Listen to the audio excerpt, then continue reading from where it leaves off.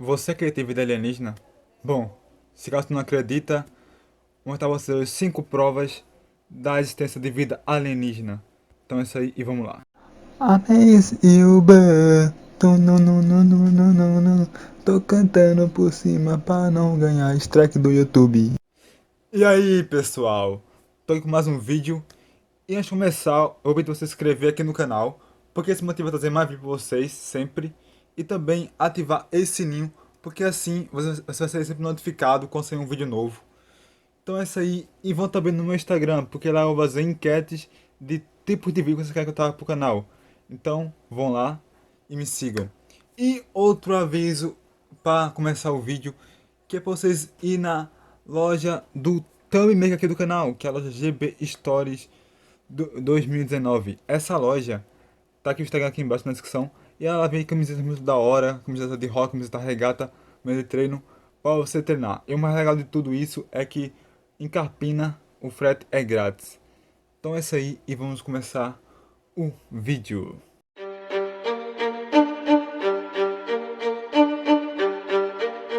Bom, a primeira prova é vida alienígena através da história. Bom, essa prova é o seguinte: se você observar, até na época das cavernas tem desenhos lá de, de seres parecendo com astronautas que eles desenhavam lá em cavernas, isso datando muito antes, na época da pré-história e outra civilização também, por exemplo, na no Império Maia, eles tinham lá também desenhos com símbolos de seres que se assemelhavam a extraterrestres. Também no Egito também tinha imagens de como fosse OVNI sobrevoando. E aí sim vem aquelas explicações dizendo que isso é pássaros, isso é outra coisa, isso é pássaro, é inseto. Mas não é, velho. Não é, porque se você para observar, os egípcios eles sabiam. Os egípcios, os Mayan, toda a civilização sabiam distinguir um inseto, um pássaro. Eles sabiam desenhar perfeitamente. E se assemelha muito, muito a OVNI aquilo. Se observar as imagens que eu estou passando na tela, se assemelha muito a OVNI. E também algumas se parecem com seres, algumas têm rosto de seres, seres alienígenas. Então, sim, isso é uma prova de que no passado é, civilizações foram visitadas por seres alienígenas.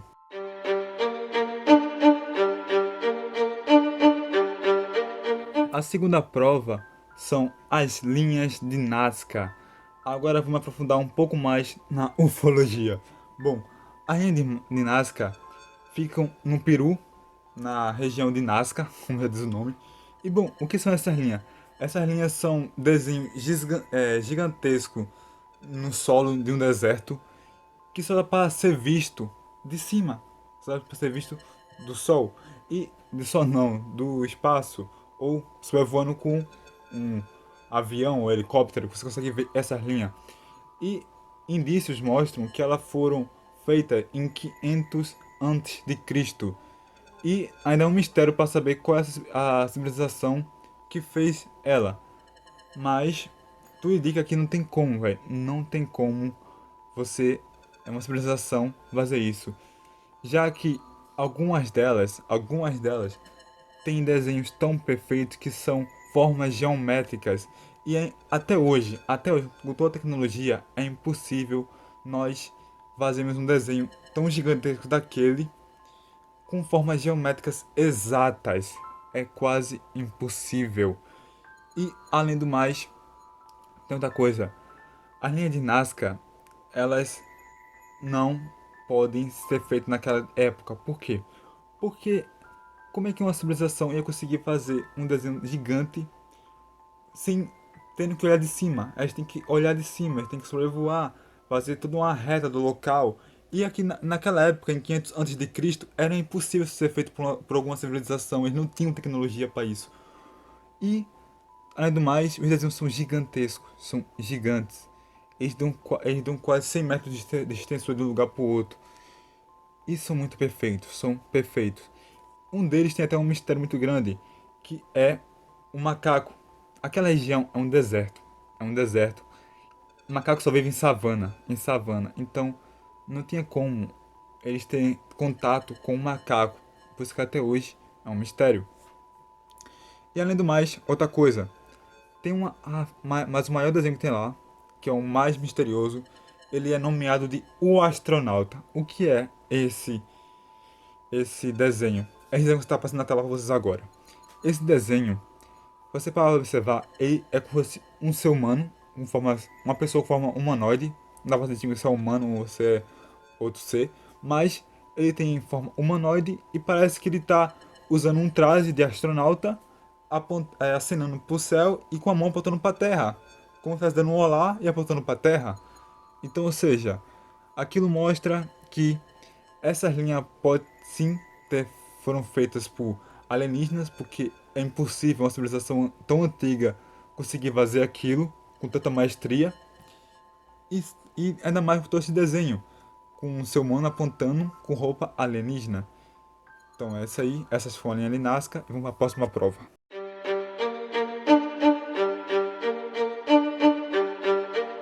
Bom, a terceira prova é a múmia de três dedos do Peru.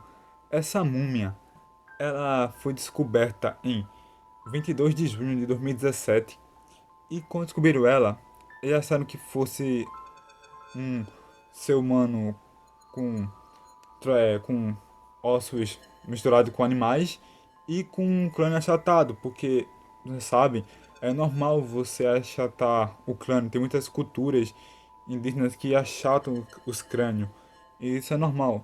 Só que o tempo vai passando e foram passando mais estudo com essa múmia. E descobrindo através de testes que essa múmia tem 200 anos, ela tá lá há 200 anos antes de Cristo, ou seja, ela é muito velha.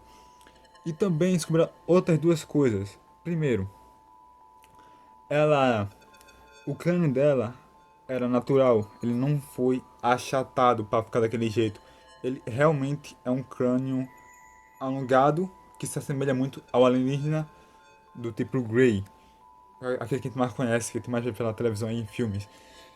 E também, outra coisa, essa múmia estava revestida em um pó branco, que fez ela ficar mais conservada.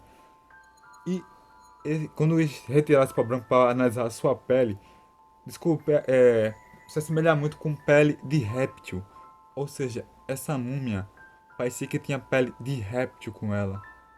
Ou seja, e além do mais, descobriram uma coisa. Ela não era falsa, ela não tinha mistura mistura humana com animal.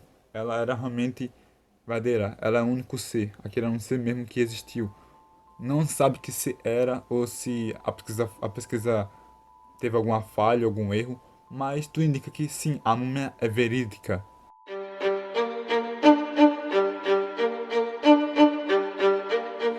Bom, e para a quarta prova eu escolhi o caso Roswell.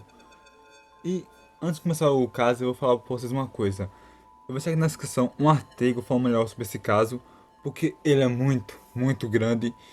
E por isso eu só vou falar os pontos principais do caso. Eu vou resumir ele totalmente, para não ficar muito grande o vídeo, só vou falar as partes principais. Então se você quiser ver mais com detalhes, mais explicado como foi esse caso que aconteceu lá em Roswell, tá aqui uma tela só para você poder ir lá e ver, beleza? Então é isso aí, vamos começar o caso. Beleza, esse caso aconteceu em 2 de junho de 1947.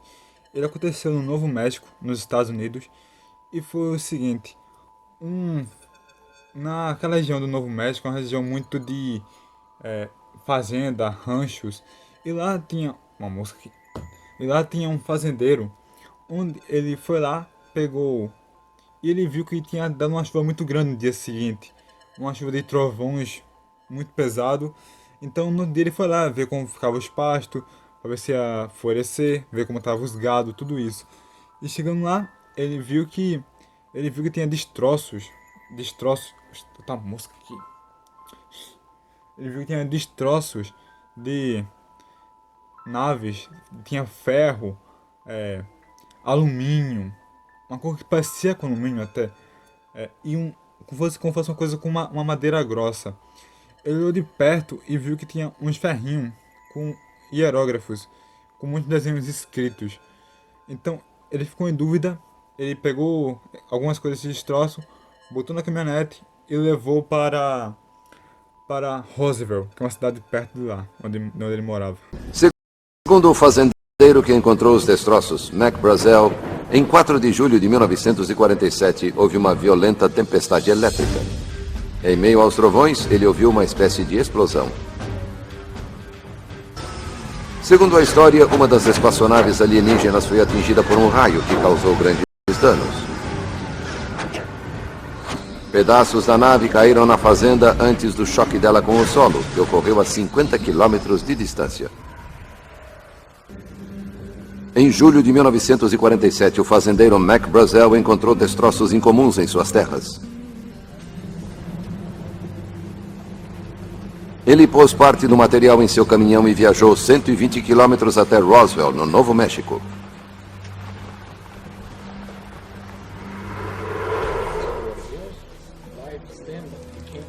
Lá mostrou o achado ao xerife George. Bom, ele levou o destroço até a delegacia da cidade. Chegando lá, ele mostrou para o xerife da delegacia. O xerife, vendo aquilo, ligou para o exército chegando lá, recolheu tudo aquilo e foi com ele até o rancho dele para ver tudo isso. Quando chegou lá, viu que tinha uma coisa estranha, olharam, pegaram amostras e levaram para lá tudo aquilo, recolheram tudo aquilo e levaram. Recolheram tudo e levaram.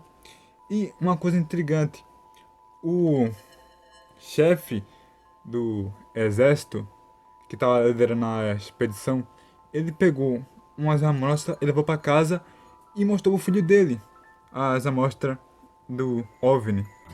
Naquela noite, o Major Marcel levou alguns dos destroços para casa e os mostrou ao filho de 11 anos, Jesse Jr. Eu me levantei e disse, por que me acordou para mostrar esse lixo? E ele disse, olhe com atenção, porque nunca mais vai ver uma coisa parecida. São pedaços de um disco voador. Bom, lembrando que naquela época era 1947, então a única forma de se comunicar era através da televisão e do rádio. O xerife dessa região, que foi aquele mesmo que viu as peças e tudo, ele foi até o rádio e falou isso, falou o que aconteceu, e todo mundo naquela região de Roswell ficou sabendo, e depois começou a se espalhar pelo mundo, toda essa notícia de que OVNIs apareceram. O exército vendo isso, o que fez? Mandou um soldado até lá e mostrando um artigo comprovando que sim, aquilo que eles viram foram OVNIs e foram capturados. Foi a primeira vez que o exército divulgou aparições de OVNIs, primeira e única vez, na verdade. E bom, 4 horas depois, o exército foi lá e desconfirmou isso, foi bem rápido mesmo, desconfirmou e falou que aquilo foi só um balão meteorológico. E aconteceu, quando até passei essa foto aqui, que é essa foto famosa aqui, e basicamente depois disso aí, o caso Roswell acabou e não aconteceu mais nada. Ficou, todo mundo acreditou que foi um balão meteorológico mesmo, e ficou por isso aí. Volta, eu sou o Frank Joyce na KGFL, Roswell, Novo México. 2 dias depois, Frank Joyce recebeu uma visita. Era o tenente Walter Holt, oficial de imprensa da divisão da bomba nuclear localizada em Roswell. Ele me devia uma história. Reclamei que ele tinha dado uma história para outra pessoa e eu tinha ficado de fora. O comunicado dizia que as Forças Armadas haviam encontrado um disco voador em uma fazenda ao norte de Roswell. Isso acabou de chegar, senhoras e senhores. Frank transmitiu a incrível notícia para o público local. Aquele poderia ser o maior furo de todos os tempos. O material misterioso foi levado a Fort Worth, no Texas, para ser analisado. 4 horas depois, o comandante da base, General Roger Ramey, convocou uma entrevista coletiva. Informou à imprensa que, ao contrário das informações anteriores, os destroços eram de um balão meteorológico e não de um disco voador. O Major Marcel, que havia coletado o material, posou com destroços de aparência comum. O público rapidamente aceitou a explicação dos militares. Bom, Até então, o caso Roosevelt teria acabado. Só que 30 anos depois de tudo isso, já em 1978, o Marechal, que viu tudo aquilo, que levou as coisas para casa, mostrou o filho dele, ele já estava aposentado e ele decidiu falar tudo o que aconteceu. Ele foi até um entrevistador e falou que, de fato, aquilo não foi um balão meteorológico, aquilo foi forjado. Sim, teve OVNIs, aquilo foi um OVNI, veio de outro planeta e contou tudo aquilo que aconteceu para para um entrevistador. E o caso Roosevelt retornou à vida, porque depois disso, muitas pessoas também que estavam naquela época confirmaram que aconteceu coisa estranha. Por exemplo, o caso do coveiro da região. Ele fez. Tanta música, velho. Tem que abrir essa porta depois pra essa música sair. Mano, voltando. Depois, o coveiro da região, ele confirmou que naquela época pediram pra ele. O exército ligou pra ele pedindo pra que ele enviasse caixões de criança para lá e perguntando como é que fazia para fazer que corpos no deserto ficassem mais conservados. Ele explicou, ele mandou os caixões de criança para lá e falou que era só botar em um lugar frio, só para ficar conservado. Ele disse que foi aproximadamente 30 caixões de criança que ele mandou. E isso começou a especular que haviam alienígenas naquela região. E outro caso famoso também foi da enfermeira. A enfermeira, ela foi chamada para fazer uma análise no alienígena. E quando ela chegou lá, ela ficou assustada porque viu o alienígena já morto e fedendo muito. E ela ficou assustada, em situação de pânico, sem saber o que fazer com aquilo tudo. E até hoje, o caso Roosevelt é um dos casos mais famosos da ufologia, é totalmente verídico. Da noite para o dia, uma das maiores manchetes da história tornou-se uma notícia secundária. E teria permanecido em segundo plano se não fosse por uma testemunha, cujo depoimento reabriria o caso Roswell e chocaria o mundo. Então, o que aconteceu em 1947? Em 1978, um estudioso de OVNIs foi apresentado ao major da reserva Jesse Marcel, o oficial da inteligência que havia coletado os destroços no local do acidente. Eu fui visitá-lo na Flórida. Conversei pessoalmente com ele, sentado mais perto do que você e eu estamos agora, e foi realmente impressionante. Segundo Marcel, houve uma operação de acobertamento. Um balão meteorológico caiu lá. O material exibido à imprensa tinha sido trocado. O que ele havia encontrado em Roswell em 1947 não era deste planeta. O primeiro a citar cadáveres de extraterrestres foi o coveiro aposentado Glenn Dennis. Glenn Dennis era coveiro na funerária Ballard. Ele conhecia uma enfermeira da base que era encarregada de fazer anotações enquanto os corpos eram examinados. Ela fez um desenho da mão e do rosto de um extraterrestre e o entregou a ele.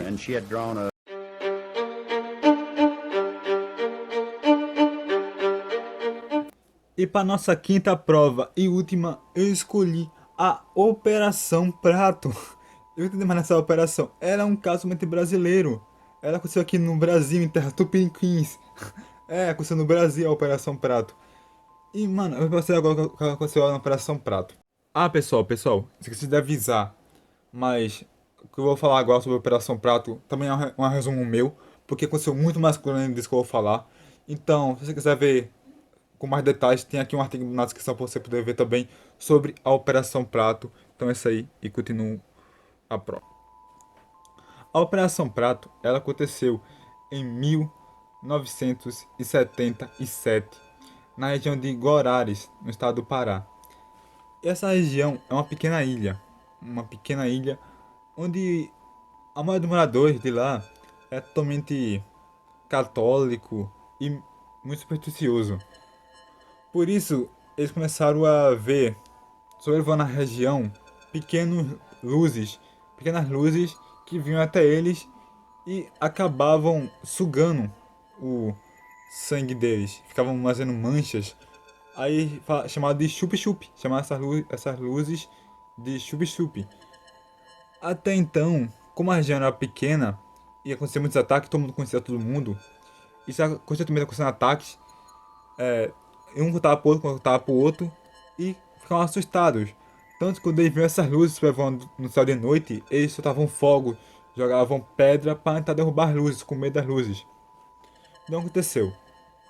O prefeito da região ligou para a aeronáutica, para a aeronáutica poder ir lá e falar, dar um veredito, poder acalmar a população, ver o que está acontecendo lá, porque o bicho estava pegando lá.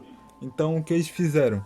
A aeronáutica nisso recusou, falou que não ia, mas depois de insistir, eles acabaram e foram. O que aconteceu lá depois disso? Bom, eles foram guiados pelo capitão Orlando e passaram 2 meses lá. Esses 2 meses foram calmos, foi de boa, não aconteceu nada. Eles só ficavam fazendo o quê? Falando pra se ver os chup-chupes, não ficar jogando pedra, não ficar tirando fogo. E não aconteceu nada, não teve nenhum ataque, foi tudo de boa. Só que depois de 2 meses, o bicho começou a pegar de novo lá. Começaram a aparecer OVNIs sobrevoando, começou a acontecer ataque de novo. Aí começaram a gravar, aí os caras da aeronáutica começaram a dizer que viam os OVNIs perto do lado dele começaram a ver os OVNIs sobrevoando. Ele ficava perguntando o que era isso. E foi muito legal, velho. Teve até um contato do Capitão Orlando com um ET de frente pra ele.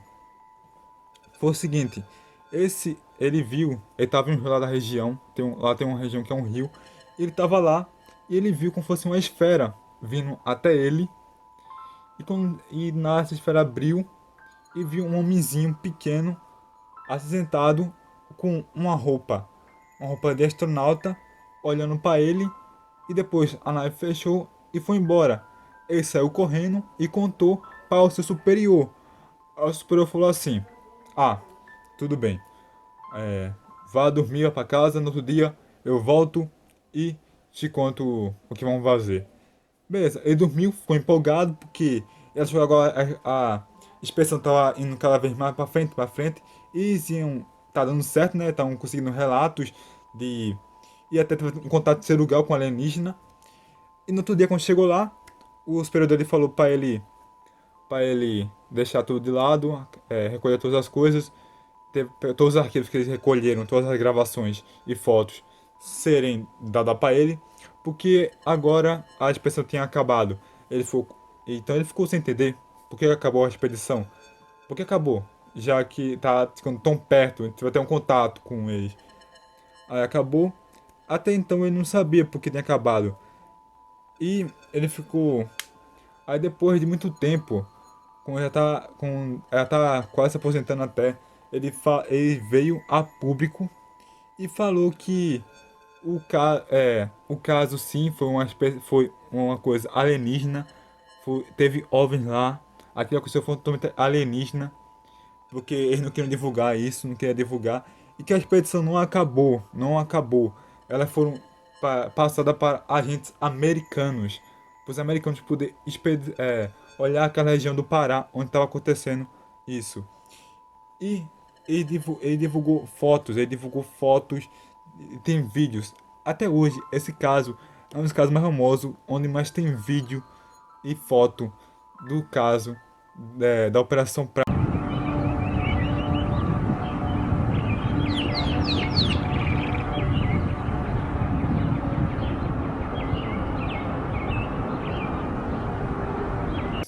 E paz, mesma coisa. A Operação Prato foi o primeiro caso onde teve um contato de um militar com um extraterrestre.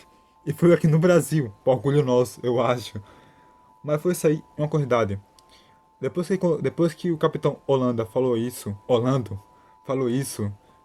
ele apareceu morto no dia seguinte. A filha dele encontrou ele morto no dia seguinte. Porque disseram que não era para ele revelar esse segredo. Né? Triste.